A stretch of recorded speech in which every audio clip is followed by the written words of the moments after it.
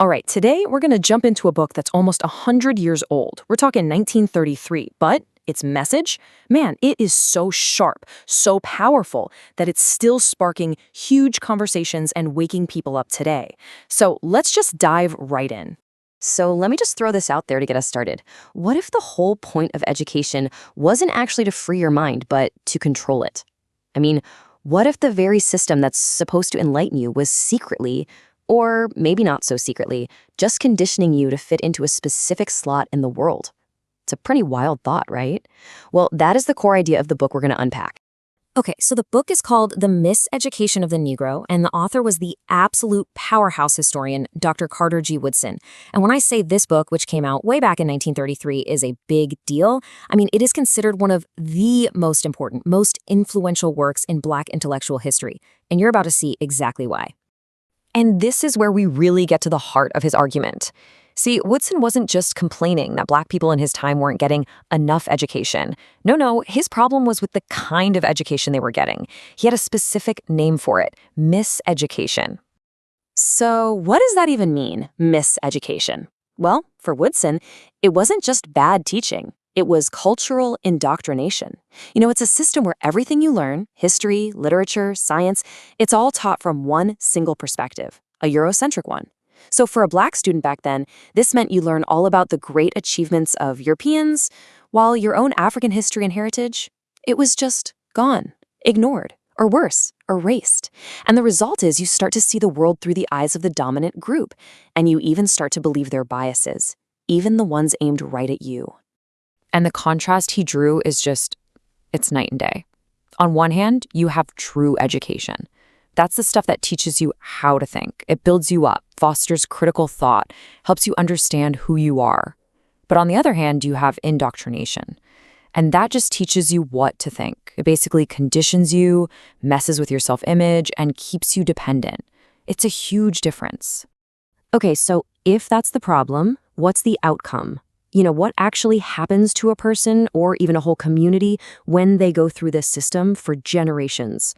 Well, the psychological impact, it's deep. It's really, really profound.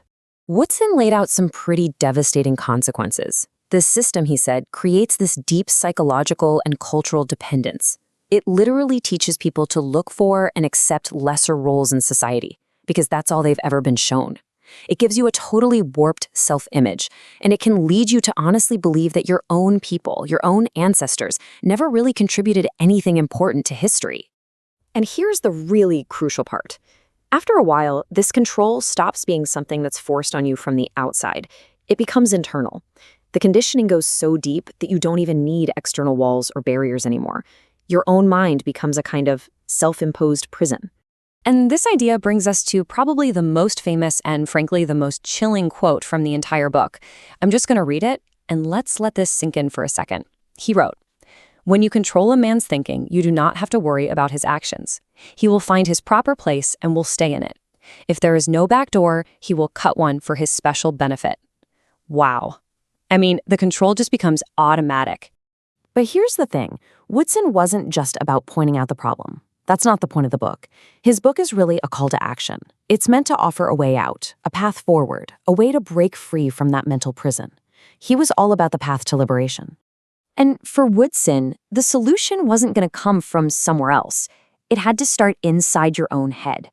He argued that real freedom, true freedom, begins with what he called mental decolonization. It's this process of unlearning all that indoctrination and taking back your own history, your own perspective. And he laid it out in 3 really clear, actionable steps. First up, you have to challenge your conditioning.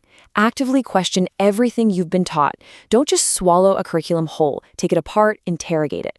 Second, become what's called an autodidact, which is just a fancy word for a self-teacher. He really pushed people to go out and find the histories, the stories, the scientists, the artists from their own heritage that the schools were leaving out.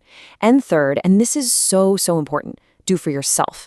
That means building up your own economic and intellectual self-reliance, because as he pointed out, history shows that just depending on other people to grant you freedom, well, it never really works.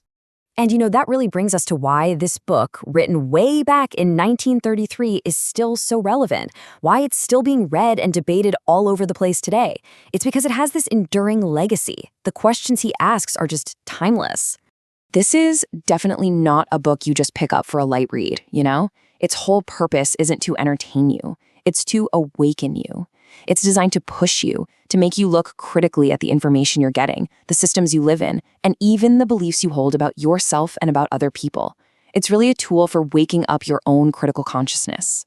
So, we'll leave you with this final thought. Dr. Woodson was looking at the world of 1933, and he saw a very clear problem. So the question for us, right here, right now, is this. What kinds of miseducation, what subtle forms of indoctrination might be floating around in our world today? It's definitely something worth thinking about. Thanks for tuning in.